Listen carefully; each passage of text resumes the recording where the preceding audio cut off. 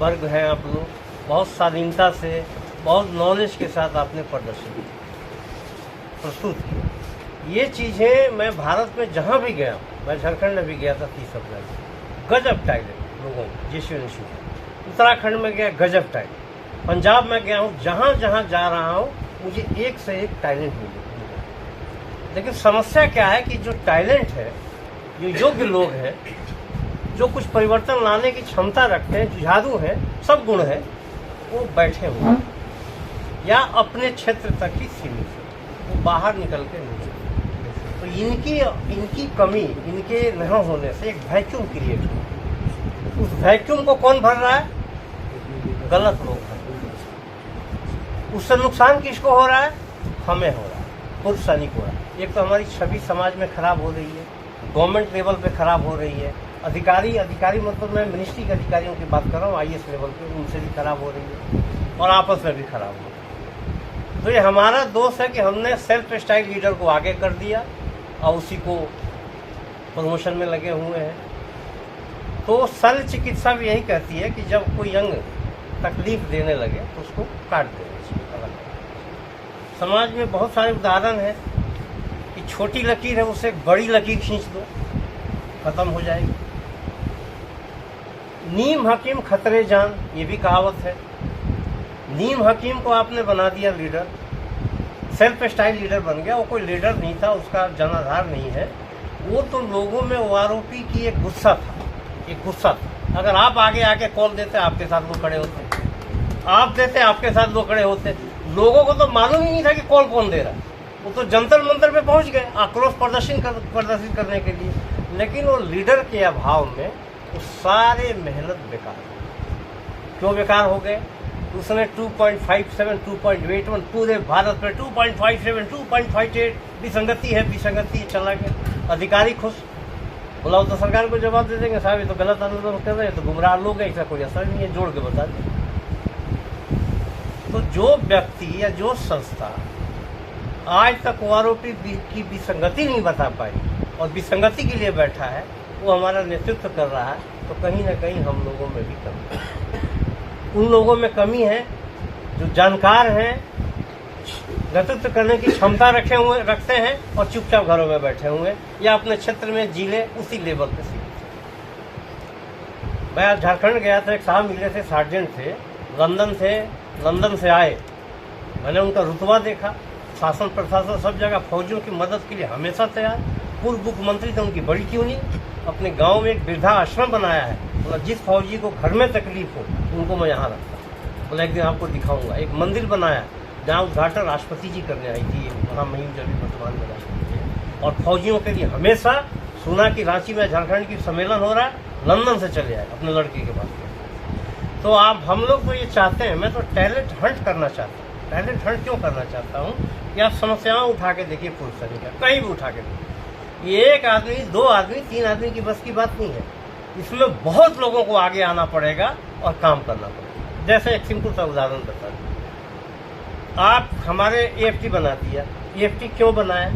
Condition क्या लगा दी AFT में? AFT मिनिस्ट्री ऑफ डिफेंस के अंदर है, मिनिस्ट्री ऑफ लॉ के अंदर नहीं है, उसका नियंत्रण डिफेंस मंत्रालय करता है। उसने कह दिया कि जो इंडिविजुअल जाएगा हम उन्हीं को देंगे। वो क्यों किया?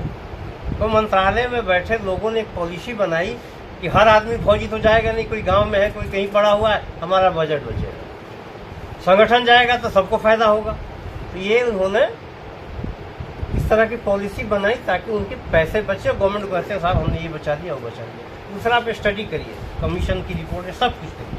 हमने तो 1947 के पोस्ट बार कमीशन की रिपोर्ट भी मांगी। सब में आप उठा के देखो तो जब पैसा बचाने की बात आती है तो एक पॉलिसी चलती है, प्लीज अफसर दे विल कंट्रोल मैन, अफसर को खुश कर दो क्योंकि वो कम है, उसमें बजट कम लगेगा। ये ज़्यादा है, इनका अगर 50-50 रुपया भी काटोगे तो 1000 करोड़ बच जाएगा। इनका थोड़ा थोड़ा भी डंडी मारोगे 1000 करोड़ रुपये। अब मैं उदाहरण बता देता हूँ, 6 पे कमीशन के साथ सक्रिय थे। एक्स पे का मैटर क्या था? एक्स पे का मैटर कुछ आर्टिफिशियल चले गए सुप्रीम कोर्ट के अंदर। हम लोग इसकी तैयारी कर रहे थे, वार्ता कर रहे थे, तो हम लोगों ने कहा कि भाई वो चले गए, उनके पास दस्तावेज नहीं है, और हम लोग जल्दी नहीं जाते कहीं ऑर्डर गलत ना हो जाए। तो हम लोग बड़ी तेज़ी दिखाई, लीड बनाई। 3 तारीख को मैं बीमार भी हो गया था, 5 बजे तक हम लोग रुके रहे, स्टाम्प लगाते रहे, 5 को मेंशनिंग कराई, 3 को और लिस्टिंग कराई। और क्या है, सिंपल सी चीज, सिंपल सी, जब आप 62 शाखा अलग बना रहे हो 1/1/2016 से, OROP टेबल। OROP क्या है भाई, आगे वाले की पेंशन के बराबर पीछे वालों की पेंशन बनेगी। आगे की पेंशन आपने कब निर्धारित किया, 1/1/2006। 1/1/2006 के हमने PPO मंगाया, ई पीपीओ में आप उसको 62 से दे रहे हो, क्योंकि 7 पे कमीशन की जो फिक्सेशन का फॉर्मूला है वो 2 तरह का है। एक है 2.57 मल्टीप्लाई, ये सेकंड फॉर्मूला है एग्जिस्टिंग पेंशन का, और एक है नोशनल पे फिक्सेशन, उसमें सब आता है, MSP 5262। आप नोशनल उसको 62 से दे रहे हो और OROP में दे नहीं रहे हो, तो क्लियर वायलेशन है। हमने वही टेबल लगाई और वही PPO लगा के जज के सामने, जो पर्जन के लोग थे, मैं तो बीमार था नहीं जा पाया, बहल था हमारे साथ, तो बहल उन्होंने, जज तो मान गया था, बोला नहीं केस में मेरिट है। उसने कहा कि भाई इसकी तेजी से सुनवाई हो, जल्दी निष्पादन हो, ये भी ऑर्डर में है। दूसरा, उसने संगठन को परमिशन दे दी है कि आप फाइल कर सकते हो, ये आधार पे कि साहब वहाँ संगठन तो इंटरटेन नहीं करेगा, हमारे एज सैनिक के घरों से कहाँ आएंगे केस लड़ने। तो इसको हम लोग लेके चल रहे हैं, एक एक मैटर आप पकड़ोगे, इतना संभावना है, आप अपने वर्ग को लाभ प्रोवाइड कर सकते हो, बहुत चीज़ें फ़ायदा उठा सकते हो। आप दूसरा उठा दीजिए, एक ध्यान नहीं गया हुआ, मेरी संगठन का ध्यान गया, मैं फिर तारीफ अपनी संगठन का नहीं कर रहा हूँ, कि हम लोग जब चर्चा करते हैं तो ये बात आती है। जैसे आप enhance rate of family pension, आप सबको मालूम है इन्हेंस रेट ऑफ फैमिली, ये जो फार्मूला बनाया, ये फार्मूला एक्ट पर सिविल्स के अनुसार बना कि क्या है कि आफ्टर डेथ 7 साल तक या 67 ईयर्स ऑफ एज, जो पहले हो। अब आइए, अब आते हैं 2 वर्ग है, एक सिविलियन है, एक हम। सिविलियन 60 साल तक सेवा करता है, अगर वो पहले मर गया, एट्रीब्यूटेबल टू मिलिट्री सर्विस है, एट्रीब्यूटेबल टू सर्विसेज है, तो उसको स्पेशल फैमिली पेंशन 60% मिलेगा, 60 साल तक तो मिलेगा। हमारे साथ क्या दिक्कत है कि हम लोग अर्ली रिटायर्ड होते हैं। मान लो कोई 40 साल में रिटायर्ड हुआ, रिटायरमेंट के 2 साल बाद उनकी डेथ हो गई, तो उसकी बीवी को जो इन्हेंस रेट मिलेगा, वो इन्हेंस रेट मिलेगा 7 साल तक। सिविलियन कहाँ जाएगा, 67 ईयर्स। मैं गया था इटावा में, एक यंग लेडी 33 साल की थी और उसका 7 साल पूरा हो गया था। बोला मैं बच्चे कैसे पढ़ूँ, बच्चे इंटरमीडिएट में थे, एक 6ठे क्लास में था। तो ये सब चीज़ों पे हमने कहा नहीं, अब काम करना पड़ेगा। इस पर हम लोग प्रेजेंटेशन पहले देते आ रहे हैं, वार्ता भी करते जा रहे हैं, लेकिन जरूरत पड़ी तो कोर्ट में भी जाएंगे। ये 7 ईयर्स का क्लॉज है, ये कम से कम हमारे लिए ख़त्म कर दो, क्योंकि जो टर्म्स ऑफ कंडीशन सिविलियंस की है और हमारी दोनों डिफर करते हैं। ये बात को लेकर हम लोग जाएंगे, हाई लेवल पर हम लोग इस मैटर को उठा लेंगे। उसका एक फ़ायदा होगा कि अगर आपको आपकी डेथ हो जाती है तो आपका कम्यूटेशन भी है, कम्यूटेशंस भी आपके फैमिलीज को कटेगा नहीं, उसमें भी जुड़ जाएगा। तो जो आज आप पेंशन ले रहे हो, आफ्टर डेथ हमारी जो फैमिली है उनको पेंशन ज़्यादा भी। तो 67 ईयर्स तक अगर ये पॉलिसी लागू रहती है तो 67 ईयर्स तक जरूर कोई ना कोई हमारे बच्चे हैं इस सक्षम हो जाएंगे कि अपनी परिवार का लुक आफ्टर कर सके और विडोज पर बोझ नहीं करे। तो मैं ये कह रहा हूँ कि बहुत सारी संभावनाएं हैं काम करने की। 1-2 आदमी की बस की बात नहीं है, हमारे बस की बात नहीं है, आपकी बस की बात नहीं है, इसमें सबको आना पड़ेगा। तो मैं तो लीडरशिप को उभारना चाहता हूँ। साहब है, ये लोग साहब ने बताया, अभी इधर मैंने सुना अच्छे वो बोलने वाले हैं, अच्छे जुझारू हैं, काम करने की ललक है, भूख है। तो क्यों हम लोग एक होके काम को आगे ना बढ़ाएं? उसको छोड़िए, शल्य चिकित्सा करिए, खत्म करिए। दूसरा मैं आता हूँ कि 6 अगस्त की कॉल को डिफर करने के लिए हुआ है। देखिए 6 अगस्त की कॉल मैंने नहीं की थी, 12 मार्च की मीटिंग हुई थी जनता दल। 62 संगठन थे, लेकिन मेरे पास जो कागज थे वो 50 संगठनों का मैंने लिस्ट भी पब्लिश कर दिया था। फिर मैं झारखंड गया, 62 संगठन जुड़े और इसकी तैयारी मैंने आवेदन भी कर दिया है जगह बुकिंग के लिए। इसके बाद 15-16 को मैं जा रहा हूँ उत्तराखंड में कुमाऊँ वाले बुला रहे थे।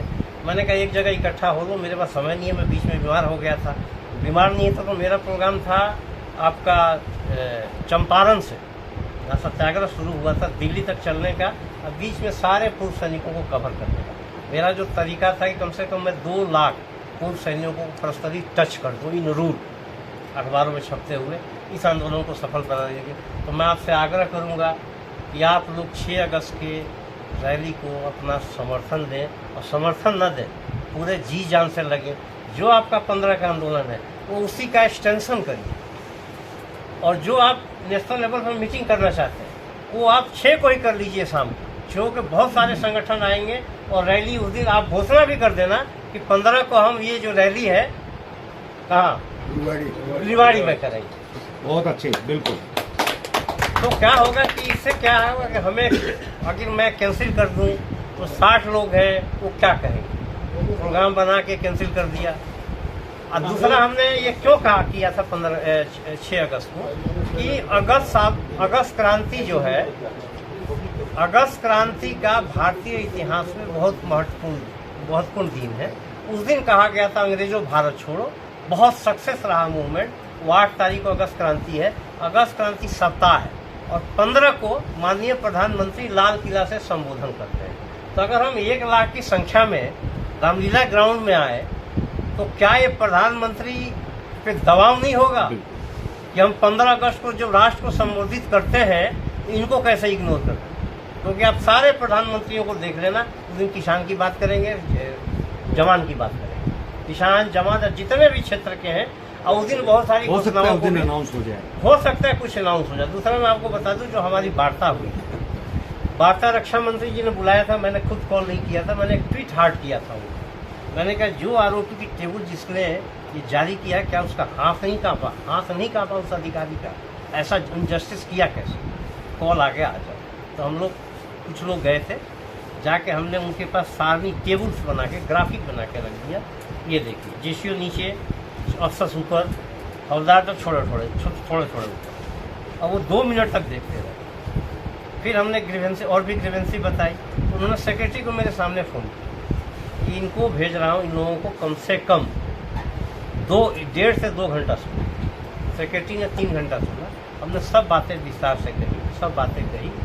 कुछ बातों पे जो सेकंड दौरा का बात हुई, जो नॉन फाइनेंशियल मुद्दा है, उस पर सहमति भी बनी। कुछ मुद्दे ऐसे हैं जिससे नॉन फाइनेंस का मतलब है। सेक्रेटरी अभी जो है, मेरे हिसाब से वो जेसीओ इंश्योर के फेवर, क्योंकि उन्होंने कहा कि जो मेरे हाथ में मैं कर दूंगा। जैसे कि आपका उन्होंने कहा था कि आपका MDCH से बात हो गई। हमने कहा कि हॉस्पिटल में आपने कर्नल बैठा रखा है, वो कर्नल ही करने लगता है, उसको डॉक्टर से मतलब ही नहीं है, वो तो कर्नल ही दिखाता है। वहाँ कम से कम डॉक्टर तो रखो। तो उन्होंने कहा कि 20% एग्री हो गए, हम लोग एग्री करा दिए। मैंने 20% नहीं 100% का। फिर मैंने कहा कि भाई आप हवलदार तक जनरल वार्ड देते हो, जबकि उसी आदमी जो सिविलियंस है, लेंथ ऑफ सर्विस के कारण वो सेमी प्राइवेट में आ जाता है। तो आप हमें भी सेमी प्राइवेट करिए, या जो प्राइवेट चाहते प्राइवेट करिए। उन्होंने कहा डिफरेंसेस आप दोगे तो हम आपको कर देंगे। ठीक है, ऑप्शनल है। अगर हम डिफरेंसेस दे रहे हैं, मेरा दिल है कि मैं प्राइवेट में कराऊं, 1,25,000 दे देता हूं, तो मैं पूरा परिवार मेरे लिए पर प्राइवेट हो गया। इस पर एग्री हो गए। मैंने सोल्जर बोर्ड की बात की कि हमारे लोग बहुत टैलेंटेड हैं, योग्य हैं, उनको इस्तेमाल करो। अर्ली रिटायर हो जाते हैं। आपने सोल्जर बोर्ड में कर्नल बैठा रखा, उसको अपना डॉक्यूमेंटेशन आता नहीं, दूसरों को क्या डॉक्यूमेंटेशन देखेगा, दूसरों को क्या कागज शिकार करेगा है। हमारे मुद्दे को चेहरा बिगाड़ा है। इसका जवाब यही है कि 6 अगस्त को भारी संख्या में हम लोग रामलीला ग्राउंड में आए, और आपके या किसी के भी मान सम्मान में मेरी तरफ से कोई कमी नहीं रहेगी। उससे पहले हम एक मीटिंग रख लेंगे, जैसे आप कहोगे, जो आप रोल अदा करना चाहते हो अदा करोगे। आपसे भी आग्रह करेंगे, सबसे भी आग्रह करेंगे कि देखिए, जब आप 1 लाख का टारगेट लेके चलते हो, 1 लाख का टारगेट पूरा से कहाँ होगा। मैंने दिल्ली से 200 किलोमीटर, दिल्ली से मैं आगरा में मीटिंग किया। मैंने कहा साहब 90 रुपया इधर से टिकट, 90 रुपया उधर से टिकट। आप रोटी घर से बनवा लेना, पैक लंच ले लेना, 1 बोतल पानी ले लेना, आपका आंदोलन। मैं भी आता हूँ तो रास्ते का खाना लेके आता हूँ, पानी लेके आता हूँ, मुझे खरीदने की जरूरत नहीं पड़ती। तो 180 रुपया में आंदोलन हो। मैंने कहा 1000 उधर आओ। मथुरा से जो आना है उनको 180 से भी कम लगेगा। मुंडी ही तो गिरानी है, जो आसपास के इलाके के लोग हैं बड़ी सस्ते में निपट जाएंगे। बहुत बढ़िया। सबसे ज्यादा जो सपोर्ट मिल रहा है उत्तराखंड से मिल रहा है। उत्तराखंड वाले कह रहे हैं कि हम 25,000 लोगों का लेके टारगेट चल रहे हैं। 25,000 मतलब 25,000 वहां से मूव कराने का उनकी तरफ से प्रयास चल रहा है। कितने मूव होंगे वो तो बात की बात है। दिल्ली में 1.25 लाख लोग, 1.25 लोग, जैसे इतने लीडर हैं, जितने जो लोग यहाँ पे आए हैं। ये आंदोलन मेरा नहीं है, मेरे आंदोलन को सपोर्ट करना है। ये हम सबका आंदोलन है, आपका आंदोलन है।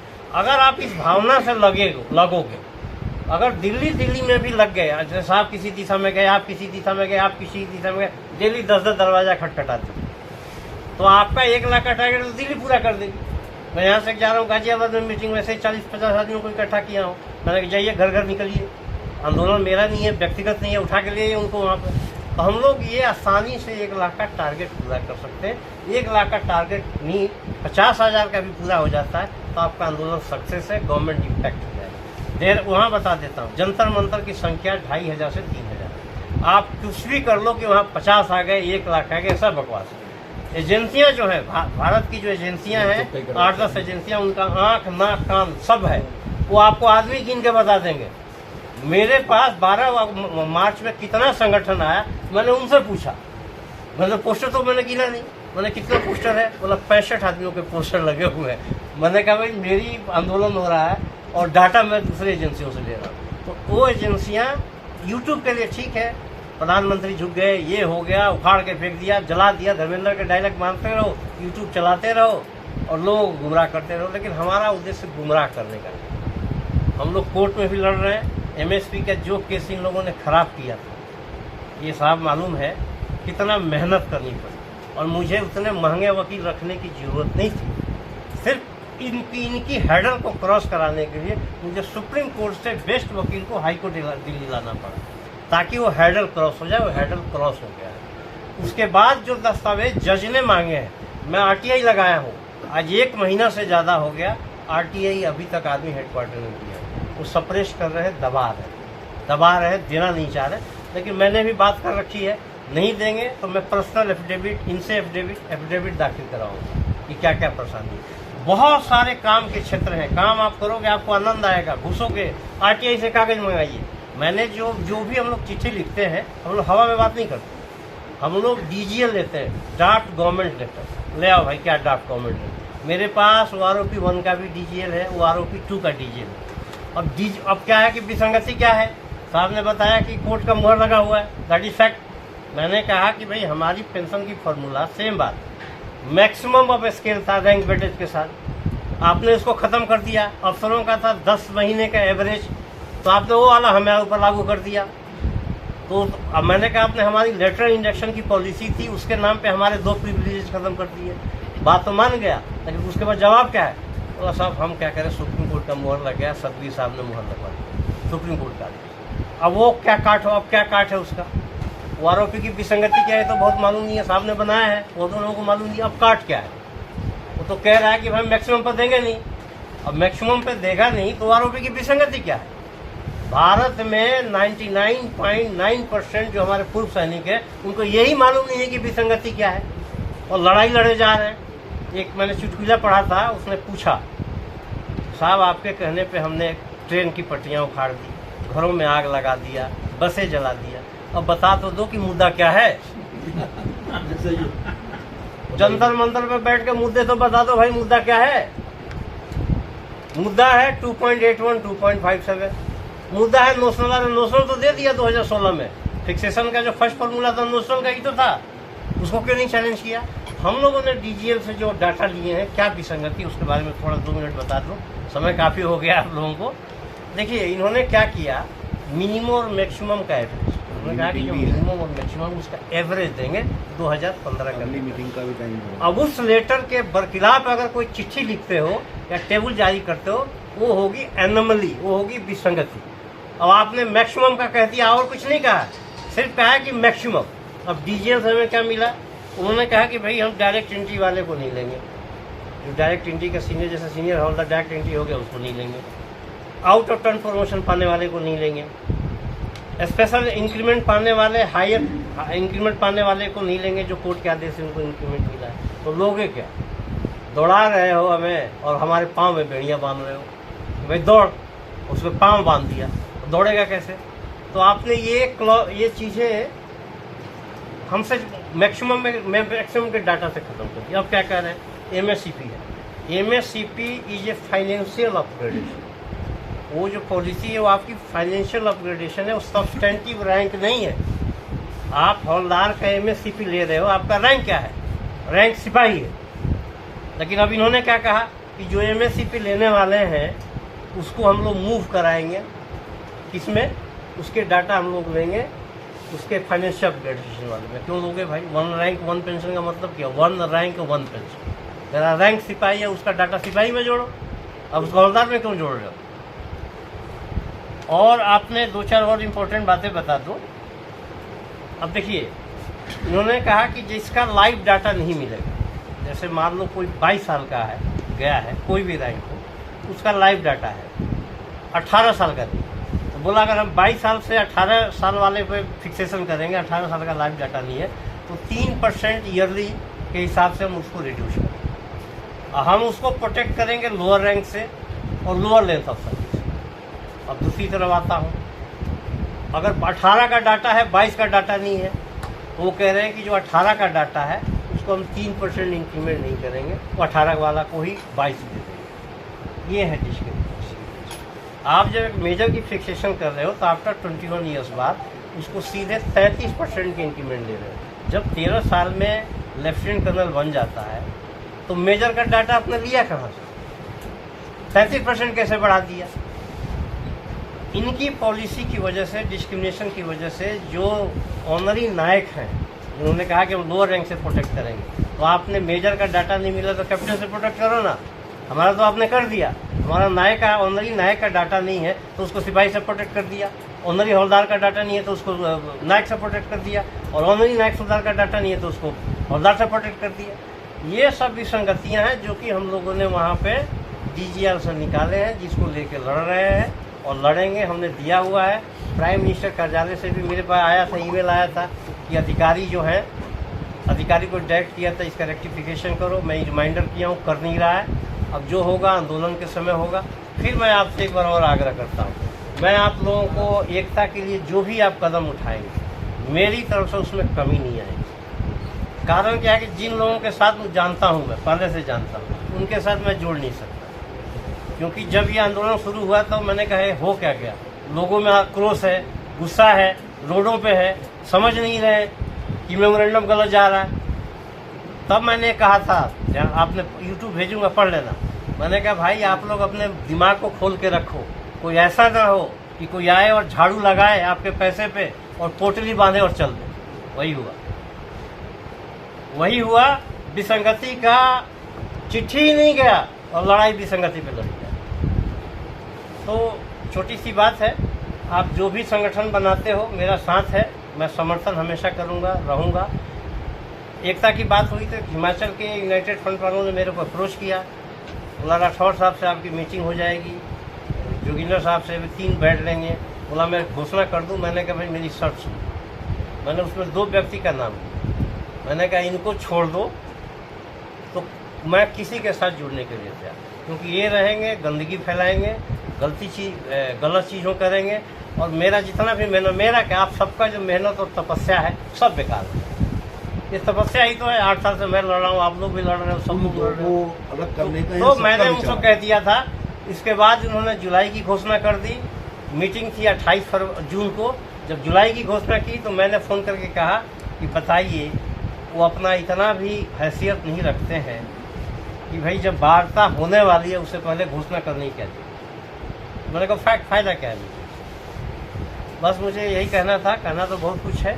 आप लोग संगठन बनाइए। फिर मैं आपसे अपील करूंगा कि 6 अगस्त की रैली कैंसिल करने का आग्रह मत करिए, बल्कि उसमें भागीदार बनिए, सपोर्ट करिए, और घरों से पुलिस रैली को निकालिए। ये मेरा व्यक्तिगत आंदोलन नहीं है, न मेरी कोई वहाँ की रैली कैंसिल करने का वो कर देना तो बहुत मैसेज गलत जाएगा। 6 अगस्त की अब कैंसिल नहीं होगी। बहुत गलत चला। ऐसा जी अपनी बात रख के एक बार हाथ खड़े पक्ष में करवा लो। देखो हमने लोकतांत्रिक व्यवस्था को आगे रखा। हमारा मकसद है यहाँ सारे साथियों का फैमिली पेंशन भी कवर है। एक साहब जो बता रहे थे कि आप बता रहे थे कि क्या हो न्यूलाइज वालों को क्या बता रहे थे? डिसेबिलिटी का नहीं जी, क्या पैकेज विधवा का और रिजर्विस्ट का। रिजर्विस्ट का तो देखिए, रिजर्विस्ट का तो वो आरोपी 1 मैन कमीशन में आ गया कि रिजर्विस्ट को दिया जाए। वैसे जीत गए 2006 से पहले जो MSCP है उनको भी दिया है, 2 है। अब उसको गवर्नमेंट से कैसे लेना है इसका पार्ट बनाएंगे हम लोग मेमोरेंडम का, क्योंकि OMGC रिपोर्ट अभी आई है। आप जो कह रहे थे ना, वो मैंने उसकी मांग की हुई है पैकेज की। मैंने कहा हुआ है कि जो पराक्रम और बलिदान, इसको आप रैंक से तुलना नहीं कर सकते, इसका वैल्यूएशन रैंक आधारित नहीं हो सकता, इसलिए आप इनको स्पेशल पैकेज दीजिए। जो आप बात कर रहे हो कि मैं आपको चिट्ठी दिखाऊंगा, जब हनुमान थप्पा मरे थे तो जंतर मंतर पे प्रदर्शन करके मैंने लिबलाइज फैमिली पेंशन एक पैकेज मांगा था, इरेस्पेक्टिव ऑफ द रैंक। बस जय हिंद, जय भारत, धन्यवाद। बहुत बढ़िया, बहुत बढ़िया।